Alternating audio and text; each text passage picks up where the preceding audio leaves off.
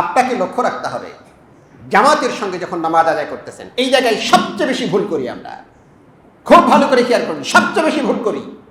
ইমাম সাহেব তাকে জোরে বলতে হবে আসসালামু আলাইকুম, অনেক লম্বা করে বলেন, কথা ঠিক কিনা?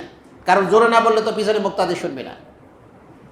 আপনি আসসালামু আলাইকুম করার সঙ্গে সঙ্গে আপনি আগে সেজদা চলে গেছেন, ইমাম সাহেব মাথা না ঘুরাই দিয়ে সেজদা আপনার সালাম ফিরা হয়ে গেছে। আছে কিনা এরকম? খেয়াল করে দেখবেন। ইমাম সাহেব একটু লম্বা করে বলবেই, আপনি চুপ করে থাকেন। একবার সালাম ফিরানোর পরে দ্বিতীয়বার যখন আসসালামু আলাইকুম বলবে, তখন আপনি প্রথম দিকে সালাম ফিরেন। আমাদের মসজিদের ইমাম সাহেবদের গন্ডগোল। আমি এই আলোচনা করছিলাম একদিন ইউনিভার্সিটিতে, তা বলছে স্যার ইমামদেরকেই এই ওয়াজ শোনানো দরকার।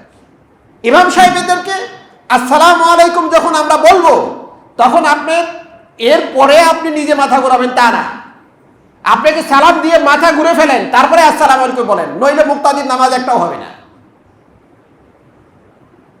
আমি কি বুঝতে পারলাম? এগুলি কিন্তু বাস্তব অবস্থা। আমাদের শয়তান আপনার সঙ্গে লেগে আছে, আমার সঙ্গে লেগে আছে।